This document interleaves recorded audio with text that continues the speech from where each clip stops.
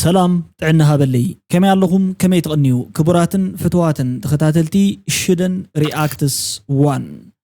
أنا اجزياب هيري مسجن سلام كأني لخو نسخاتكمون كم زخماي كم تلو بعل ملو تسفايم أمنا يلوم عندي فيديو أرستا قداي كوينو خابزولو تحستو حزنا زغربنا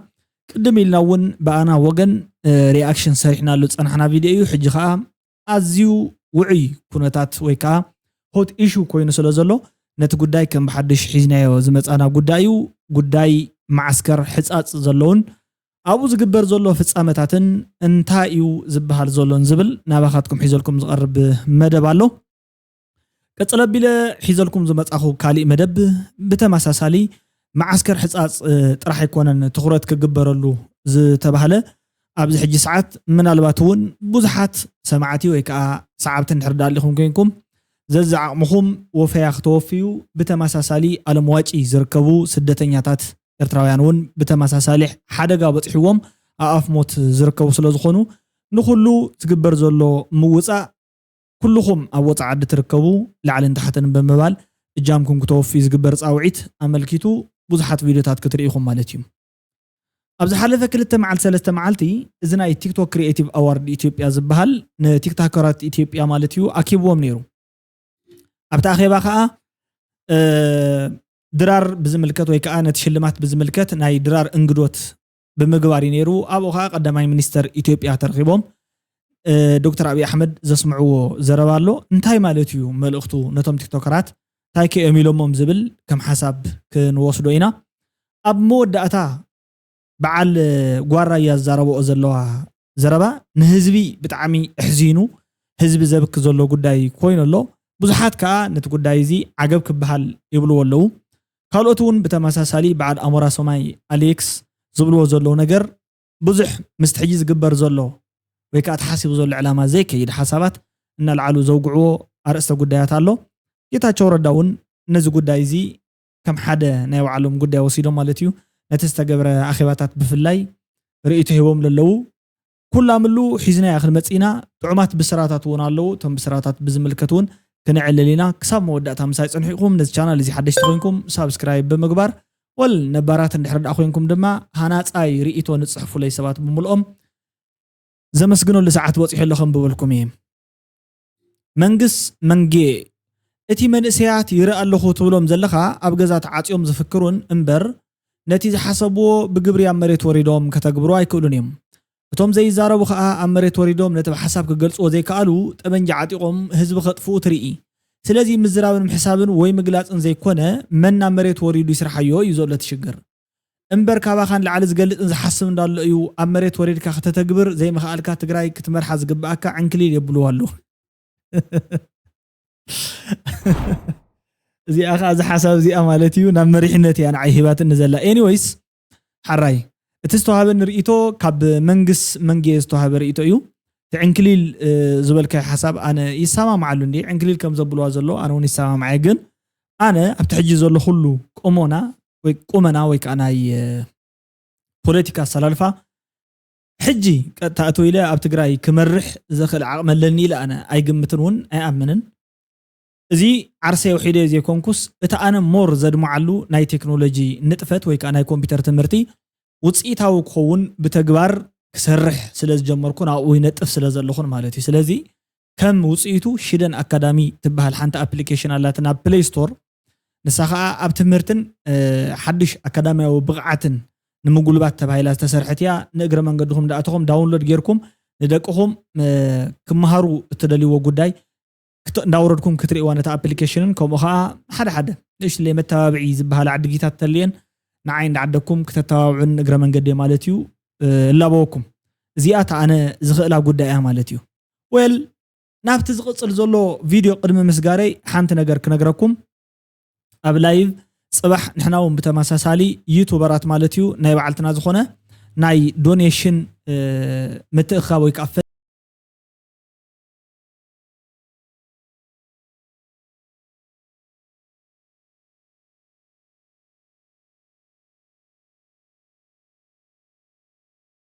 ዩቱበራት እውን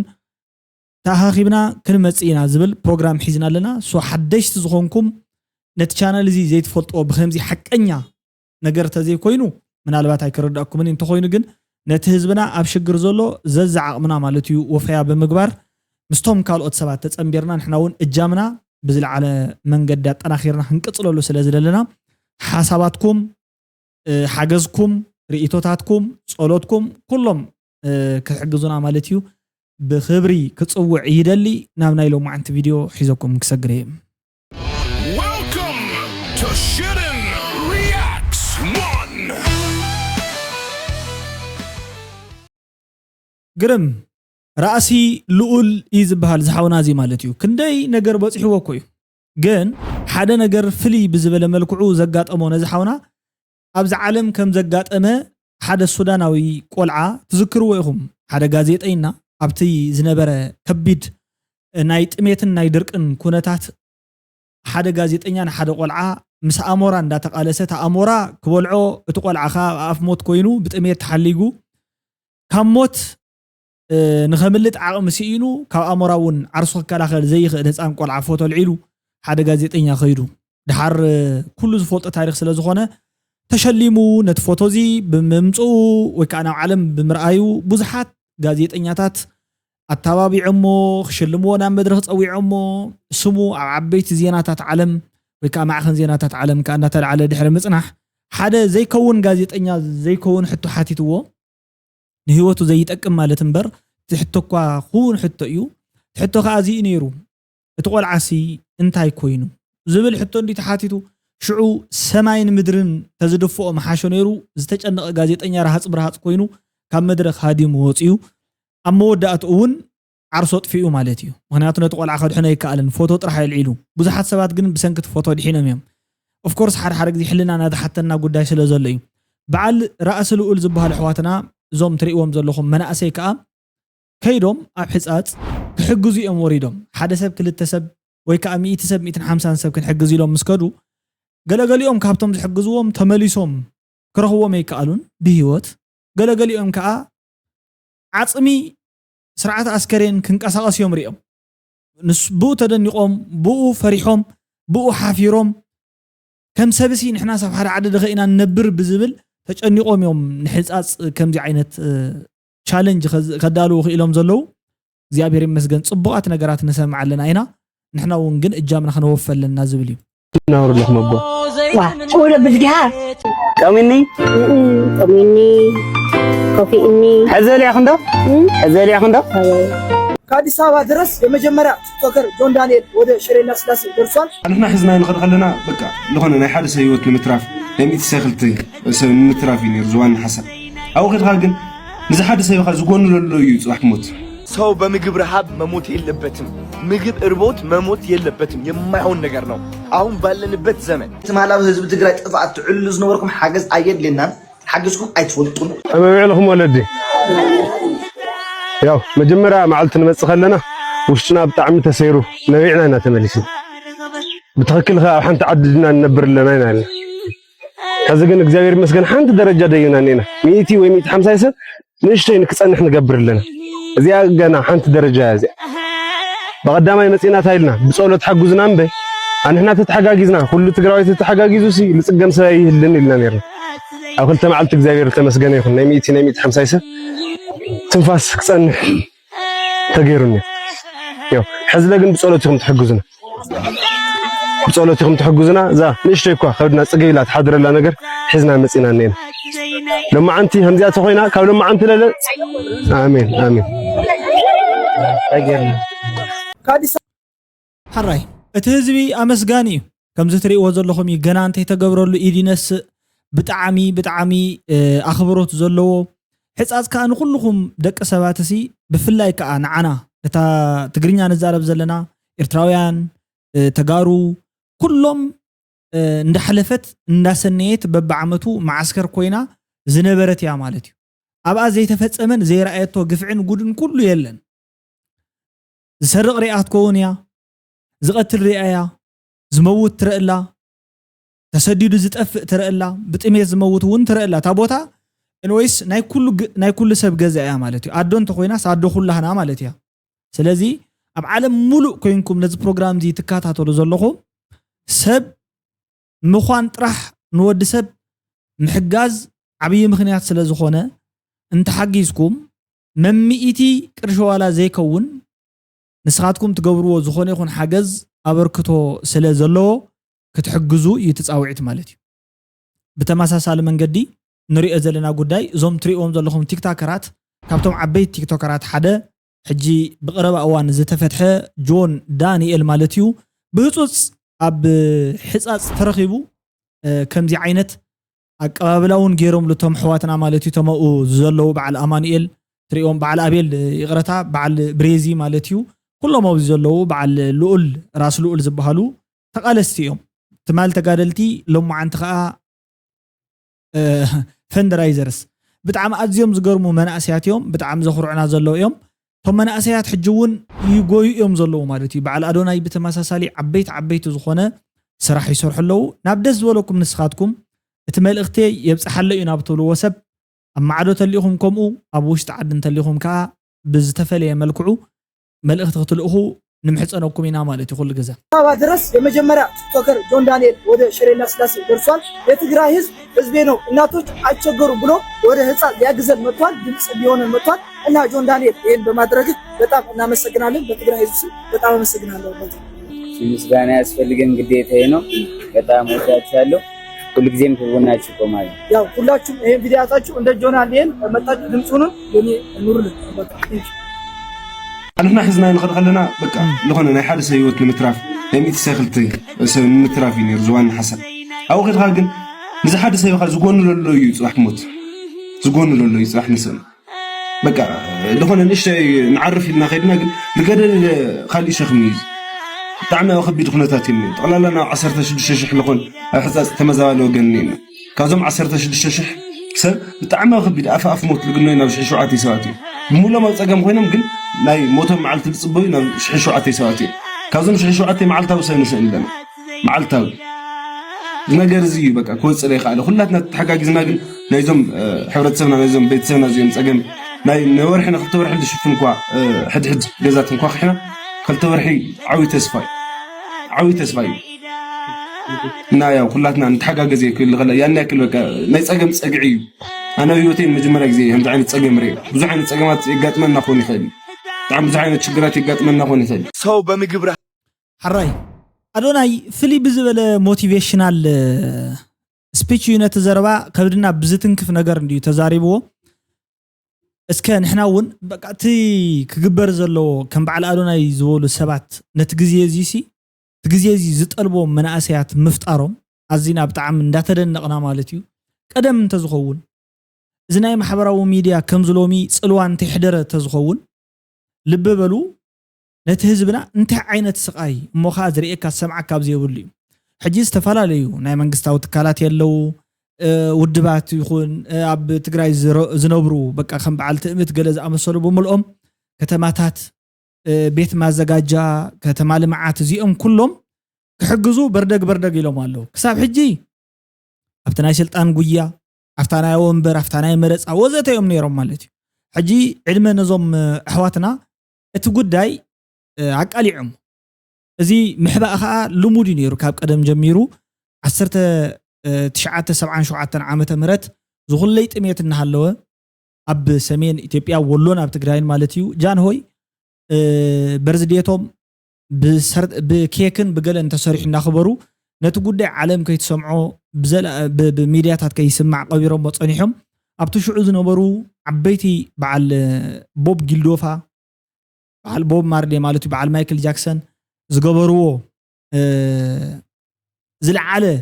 ምርብራብ እዩ ንዓለም ከምዚ ኣፍልጦ ሂቡ እቲ ጉዳይ እውን ፍታሕ መወዳእታ ዋላ ይኹን ማለት እዩ ዝተወሰነ ሓገዝ ክርከብ ዝተኻእለ ማለት እዩ ሎሚ ከዓ ከምዚኦም ዝኣመሰሉ መናእሰያት ኣድለይቲ እዮም ብጣዕሚ እዩ ዘደንቁ ኪፕ ኢት አፕ ብራዘርስ ማለት እዩ ቀጽሉሉ ብጣዕሚ ጎበዛት ሀብ መሞት የለበትም ምግብ እርቦት መሞት የለበትም የማይሆን ነገር ነው አሁን ባለንበት ዘመን አሁን ባለንበት ደረጃ አሁን ባለንበት ቴክኖሎጂ አሁን ባለን ኔትወርክና ኮኔክሽን ማናባቱ ነው የሚሞተው እንዴት አርገውስ ተርቦ ይሞታሉ እኛ ሳናያቸው ለምንድን ነው የፈዘዝ ነው እውነት ለመናገር ስለ ህፃት ሰምታችኋል ሁላችሁም ማለት ነው ለዛም ነው አሁኑን ወደዚህ ኮሜንት ትገቡና ታላላቅ ካምፓኒዎች የምትሏቸው ታጋ አታደርጓቸው እነሱ ካምፓኒዎች እፈልጋቸዋለሁ አሁን ማለት ነው እነዚህ ሰዎች ማገዝ ይኖርብላል ህጻጽ ላይ በጣም ብዙ ሰዎች እየሞቱ ነው ያሉት በረሃብም እየተሰቃዩ ነው ያሉት ማልኒውትሪሽን አለ ማርያም ሳፕሊመንት ይጎላቸዋል መድኃኒት ይጎላቸዋል ምግብ ይጎላቸዋል የሚተኙበት ቦታ እነዚህ ነገሮች በአንዴ ማሟላት የምንችልበት ጊዜ ላይ ነን ያለነው እንዴ ስለዚህ ነርሶች ከኔ ጋር እንድትቆሙ ፈልጋለሁኝ ዶክተሮች ከኔ ጋር እንድትቆሙ ፈልጋለሁኝ ፋርማሲ ካላችሁ መድኃኒት እንድትሰጡ ፈልጋለሁኝ የምግብ ፋብሪካዎች ካላችሁ ምግብ እንድትሰጡ ፈልጋለሁኝ አካፍል አንተ አካፍል خبرካው حራይ አካፍል ያ ስለዚህ ካብዚን ለዓሊ ፍሊ መልእኽቲ የለን እንድሕር ደኣ ክንክእሊና ኢልና እንተ ሓሲብና ዓቕመለና ኢልና እንተ ሓሲብና ማለት እዩ ቢሊቭ ሙቭ ማውንቴንስ ተባሂሉ ማለት እዩ እምነት ጎወታት ከናቃንቕ ይኽእል እዩ ካብዚን ለዓሊ ክስራሕ ይከኣል እዩ ክሰርሕ ዝደሊ ዝኾነ ይኹን ሰብ ብኮኔክሽን ብምፍጣር ማለት እዩ ምዞም ዝሕግዙ ዘለዉ ወላ ምሳና ወላ ምሳይ ብውልቀ ማለት እዩ ዝኾነ ይኹን ዓይነት ዶኔሽን ገላሊኩም በቃ ዝዓቕምኹም ማለት እዩ ነቶም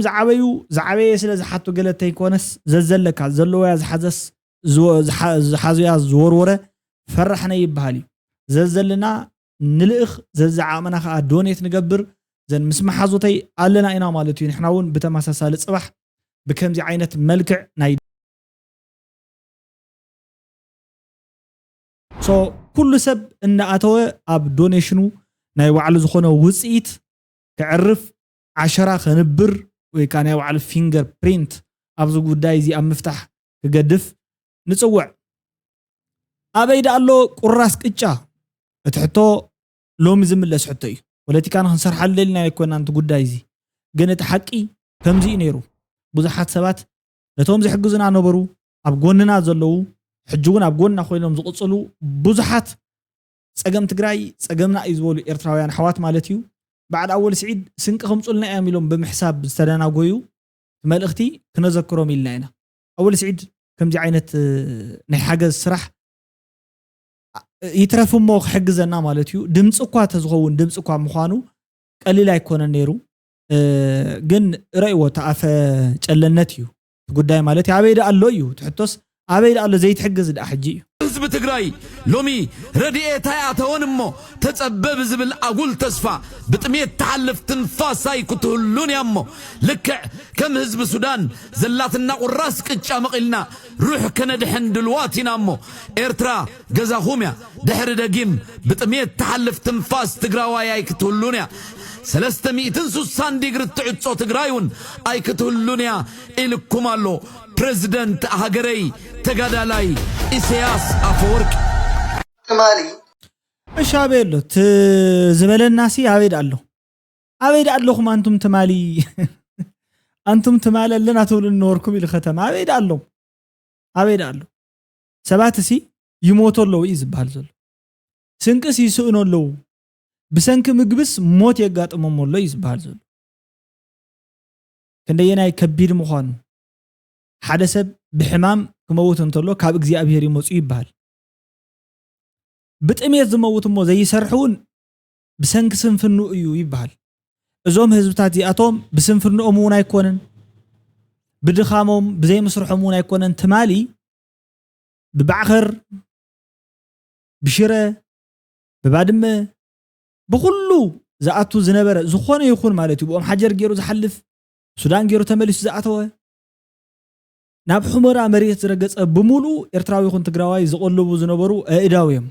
ሕጂ ከዓ ምግቢ የብሎምን ካብ ምግቢ ወፃእ ኢዶም ብዘይ ዓጽም ክመስል ተዓጺፉ ጠለውለው ክብል ክትርኢ ከለኻ ማለት እዩ ብኽያት እዩ ዘትሕዘካ በቃ ናይ ብሓቂ ስምዒት ዘለዎ ዝኾነ ይኹን ሰብ እንድሕር ዳልዩ ስምዒተይ ብከምዚ ዓይነት ነገር ኣይትንከፍን እዩ ዝብል በቃ እምን ክኸውን ኣለዎ ወይ ኮሑ ክኸውን ኣለዎ ስለዚ ከምዚ ካብዚ ንላዕሊ ዝገድድ ዘየለ እንድዩ نحن البوليتيكا منجدي زين دلنا تطميت زي ريل شجر مخانو نعلم عردينا كتحجزو الله ينتيلو انت منجستهم منجستي ارتراون مالتي حجز ينتيلس انه ميدا كفتيو ولا زخونه يكون زحازو حيزلنا خمص ولا تثبيتنا نغبر كموتيا يبلوم زوم سبات سلازي هابي يله يتحطو ابزي حدا سبات سمعيت الله ولقاو سمعيت ولقاو سمعيتهم كا بزي مقوصصار مالتي ነቶም ብዙሓት ዝሕግዙ ዝነበሩ ልቢ ዘቀየመ ተመሊሶም እውን ንኸይሕግዙና ሕማቅ ቅርሕንቲ ፈጢሩ ታሪክ ዘባላሸወ ናይ ንበዓል ጆን ፃፀ ናይ ንበዓል ኣሞራ ሰማይ ናይ ንበዓል ሓደ ከምዚኦም ዝኣመሰሉ ሰባት ጓል ኣሉላ ገለ ኣለዉ ኣስዳድ ሰባት ኣለዉ እዮም ኣነ ማለት ንዝሓገዘ ሰብ ዝገበረልካ ወይ ግበረሉ ወይ ንገረሉ እዩ ዝበሃል ክንገብረሎም እንተዘይክኢልና ክንነግረሎም እንዳኸኣልና እንዳሃለና ትምስላ ወለድና ጥሒሶም ከይዶም ዝፀረፉ ሰባት ከ ኣለዉ ነውሪ ክንብሎም ዝግባእ ማለት እዩ ምክንያቱ ኣብ ከምዚ ሰዓት ክንደይ ሰብ እዮም $1,000 €1,000 £1,000 ገለገለ ዝሕግዝ ዘሎ ክንደይ ኤርትራዊ ኣብዚ ሓገዝ ይሳተፍ ዘሎ ኣዝዩ ዝገርም ኣዝዩ ዘደንቕ መስተንክሪና ንርኢ ዘለና ከምዚ ዓይነት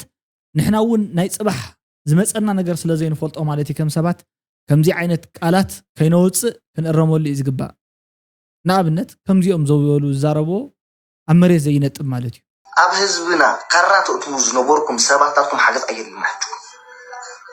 ካብ ናትኩም ሓገዝ ኣነ ካብ ዝልምን ክሳዲቅ ይቕያጠፍ ይደለ ህዝብና ንዓባልና ኣለና ከማይን ልዕለይ ዝመስሉ ሰባት ተጋሩሉ ንሕግዝ ኢና ተጋሩ ይሕግዙን ንኽምሽለ ትብሉና ይኸው ካብ ላዕሊ መን ይሓግዝ ኣብ ና መጀር ገዛ ሪኢኹም ኢኹም ሽሕ ፓውንድ ሓጊዙ ሽሙ ክዝረበሉ ኣይደልይ ኤርትራዊ ኦፍ ኮርስ ምክንያቱም ዝገበረ ሰብ ጌራ ኣይብልን ዝገበረ ሰብ ጌራ ኣይብልን ማዓት ኤርትራዊ ዝሕግዙ ኣለዉ ሓንቲ ማዓት ጌርና ክብሉ ሰሚዕና ኣይፈልጥ ውድ ዘሮን يحج ውሽጢ ከይተረፈ ውድ ዘሮ ዝሕግዝ ሓንቲ ማዓት ሓግዝ ኢሉ ይፈልጥ እኩም ይወድዚ ሕጅማ ትዘረባ ከም ዘለዎ እዩ ማለት ሹማይ ንፅውዕኒና ብዘይ ሹም ሓግዙ ገለ ዝብል ትውህብቶ ብሕዋእ ሃቡ ብግልጽ ክበኩም እያ ታዘረባ ግን ሓገዝ ከዓ ንኻሊእ ሰብ ነቲ ፀገምሲ መጉልሂ መርኣይ ሞቲቬሽናል ስለ ዝኾነ እግረ መንገዱ ካልኦት ሰባት ንሰናይ ተግባር ተለዓዒሎም ቅዱስ ቀኒኦም ንኽሕግዙ ሽሞም ተተፀውዐ ነውር የብሉ መሰከፍ የብሉ ሰብኣዊ ሓገዝ ኩሉ ብሹም ሓደ ኣምላኽ ብሹም ተተኣምኑ ሃይማኖት ይኻተቦ ንጽድቂ ኮነለይ ጽባሕ እውን ኣነ ከምዚኣ ትበፅሕኒ ትኽእል እያ ገለ ብዝብል ይኻተቦ ማለት እዩ ሶ ከምዚ ዓይነት ወግዕታት ንሕና ትምትልላኽ ንግዚኡ ኣድላየ ኣይኮነን ተመሳሳሊ እዩ ቃል ኣብ ቀለታ ይበሃሉ እዞም ኣቦ ኣብ ዓለም ዋጪ እዮም ዝርከቡ ካብ ዓዲ ንፋስ ዝተባሃለ ከባቢ ሓማሴን እዮም መፅኡ ብጣዕሚ ዝሕዝን እንታይ ገብሩ ከም ዘለዉ ረእይዎም ሞት ኣሎ ማለት እዩ ሞት ኣብ ጥቕኦም ኣንፃላሊዎም እዩ ዝርከብ እዞም ስደተኛታት እዚኣቶም ናባይ የብሎም ሓብሓብ የብሎም ትሪእዎም ኣለኹም ሞትሲ ከምዚኣ ኢላ ክትመፅእ ከላስ ረእይዋ ካብኡ ተሓዘን እንድሕር ዳ ግልፂ ኮይኑልኩም ዘዛዓምኹም ምእንታን ክተወፊ ዝብል እዩ نرأيه. فوكستيري السبايز يبلع زلمة. فهم يكون ولا هم يترى ترباي سنة أريد يبلع. ماكا؟ هذا ولا بشوف أريد هم يترى. أنت لا تقبل أنا. نعم أنت. ها؟ لا علي. أنت هتقبل. ولا. هذه ها تبلع ما كذا. وأنا من تاي. تجمل لنا. ها؟ تجمل لنا. بانو حزبنا تري ورلهم تحزب إيرترا معسكر سدنيا على موعد تدربي زلو بخمن عينت نعري ولا نتازلا نخبل عيد مس حمدا عريابزي كستاك قبرو كبر عيدلي نعاش نكاس كاب بابا حوي ماني شمكا كلام كلتا كاب إيرترا كابين عديها مسيا عدي الفاس مبقر عدها انتين عدي الفاس كاب سدر كندي عمل كلا كبرنا بحجاب سالم كبرنا بحجاب أنا يدق حق زي متى يقولين بيها أخذنا إيرتراوي أما عسكر أنا ماش أبز معسكرني عدم حرا زلوا إيرتراويان بايزوي كله بز أبونا بز أيانا whatever بز نريو زلنا بون حكم كله أبو زلوا لا فشحات وحدي 3 شهور أنا قلت أبي قلت أسرت 5 شهور زخون قل أجيبه بايزوي مالتي نحن حوار قال فتح نفس انت زي كذا ناس شيء نحن معك لا تمسح سجلتك صراحه ما عليكم نسو سلام كم يلكم ابزل لكم سلام عمنا من يلكم لنكين عزو زلنا ازي زربش للشغل حما سئلتك كاف تقراي وصال سخاخ حنصاص بخمينا نذكرها لما حجي ኤርትራውያን ኣብ ዓዶም ከፊኦም ሓዲሞም ኣብ ጎረቤት ሃገር በሰላም ዝነብሩ ማዓስከሪ ሕንጻጽ ይባሃል ማለት ታ ኹናት ምስኮነት ታ ዘይትደሉ ኹናት ምስኮነት ካኒ ከም ቀዳሞት ግዳጅ ዝኾኑ ها ከም ስደተኛታት ሕንጻጽ ማለት ስለዚ ኹናት ዝሓሊፉ ኣላፍ ሰፋት ኣጥፊዩ ሕጂ ድማ ህዝብ ትግራይ ናውሽጣ ዓዲ ተዘናባላይ ገይሩስ ህዝቢ ብጥሜትን ብሕማም ክሳቀይ ይርእልና ማለት ስለዚ ዝኽልተ ህዝብ እዚ ነዊሕ ዓመታት በዞም ፖለቲከኛታት بيخوناتن بأيقوناتن أي سلامن نوجح كذا خسارة صنيعه سلزة الحزب زي بحبار نزلوا تشوكنا تحسو كلبتي حزبي سلام غيرو سمع يا بزعوا أنت أستخوين اللي سمع سوشيال ميديا كوين يخو ينزل تقرأي وترات أمو إيو 5 عام تمرو أتميت أو شجر أو قمال أو تخان أندر هماني تخوين لنا برحورة تسويين لنا شيء الحجة أنس مالت تتصرف يزبل تزرب مالت بتعمي وزنا لك تقوان إذا حزب ناسي رخاب مكرايو كل تناقر يزلو عبت حزبنا مالتي تحدى اتي بعلو زوصوت بعلو زعبيو يبدلو تبعلو زعبيوس تمليشي يبدلو اتخال ايكا بعل السخ حجس جزيه هيبونا يلكي وي نسخي نبعلغي مالتيو أبزو خونة صوري بوتات نبرته اللو تخوني إخي انتا ايقن وحسنات زلكي صباح كم تانسو بس إحاتو زلات أقم كم زيت بس حكس بمن تاغت فلتي أنا قرم زبلن نزيو أأمرو ديزي يبلكم لب ديزي يبلكم سبكو زيك قبري العقم يبلون حزنقن علو كرهره علو زي بهريات فتاري أبو دسب تسوكي عزركبيو حزن تبهال نجر نشتلي ملكت كفتاري نعنا مفتارو بمثل أي فتيركم يزبل كما أخذ ولا سبون حجيب بمثل أي فتيرو من مسفت أرخ تبع سنة تجيكو إنكي استفل نجر يقول اتنشتلي يزبهال ني حزن بهري هاي مالتي ترجم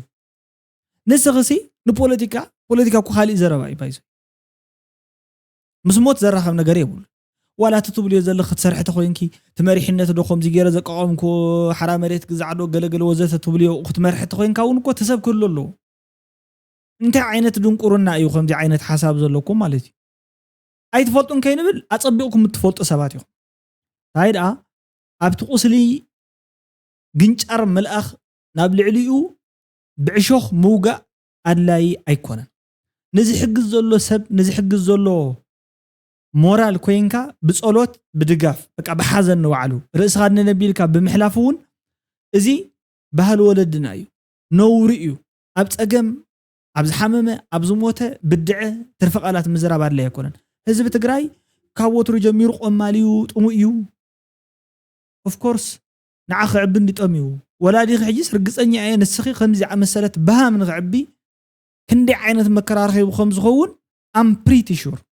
ولا دغس نعخون ماي قربان نقول لي امكعبو يخي كميد اخغورو كما عندنا يرى تنابرا امني بشانكيلو ابكلت حصين تطفطيفو تسريحو بعد ግን ዳጻعኑ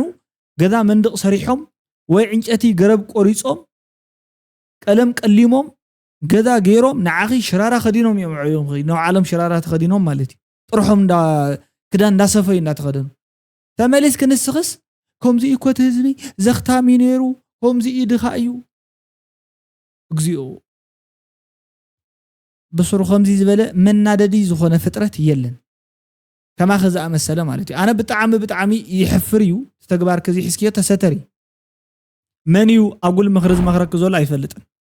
جزيه خلوك يخلي حجنا عملت نسخة تطقع خل زلخ بوليتيكا قومنا قال زلوخ مسلك يخلي منقست غدا منقستي متص كالي جزيون كالي نجارون في التاريخ لا يفلتن out of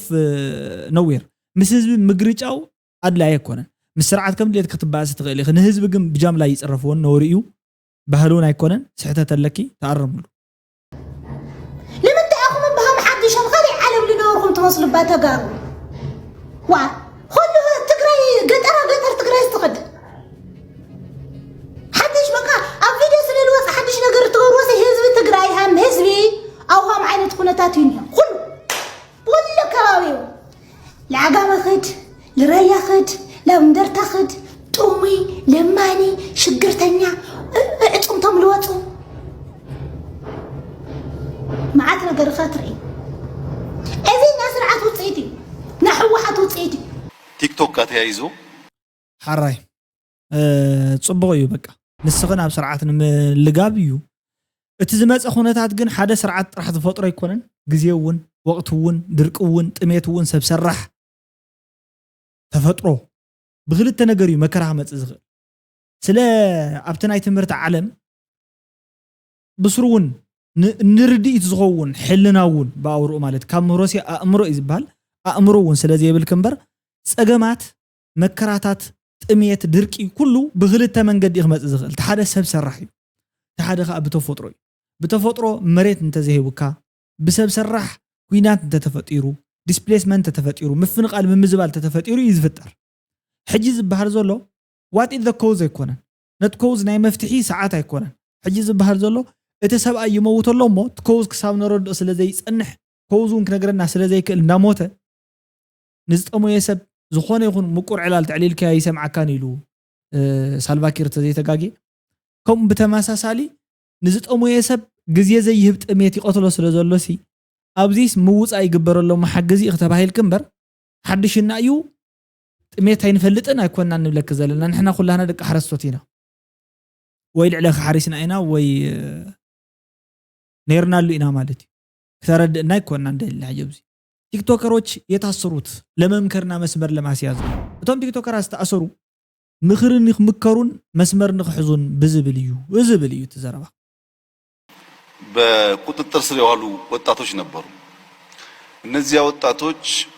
ለኢትዮጵያ አስፈላጊ ናቸው ያንን አውድ ተቀላቅለው ፈጥረው ለመማር ስራ ለመስራት መሞከራቸው ሊበረታታ የሚገባው ጉዳይ ነው ነገር ግን ሲማሩ ከውጭ መማር ያለባቸውን ዕውቀትና መጠበቅ ሴፍጋርድ ማድረግ ያለባቸውን የኛን ባህል የኛን ፍላጎት ከቀላቀሉ ግን ጥፋት ያስከትላል ለዚያ ደግሞ መገሰጽ መመከር ያስፈልጋል ማለት ነው ግማሹ ለምን ተያዙ ግማሹ ለምን አልተያዙም ይላል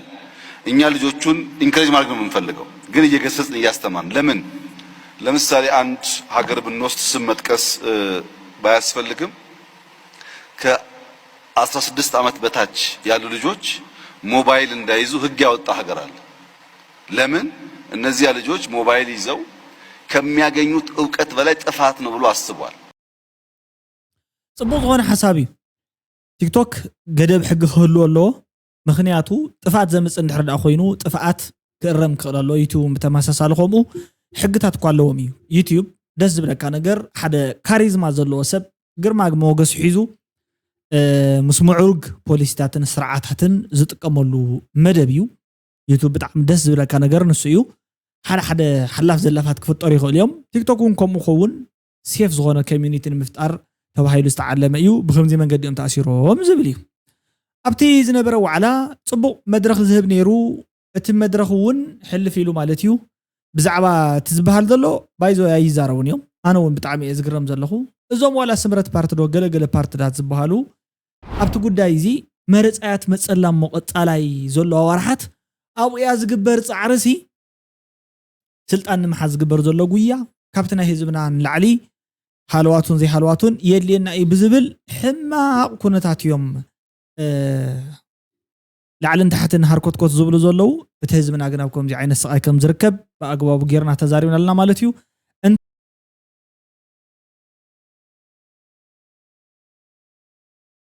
ኩለና ብዝብል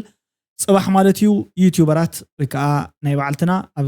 ከባቢና ዝርከቡ ሰባት ብምትእኻብ ኣነ እውን ላይቭ ከኣትየ ንስኻትኩም ዝህበኩም ሊንክ ኣሎ ፖስት ዝገብሮ ሊንክ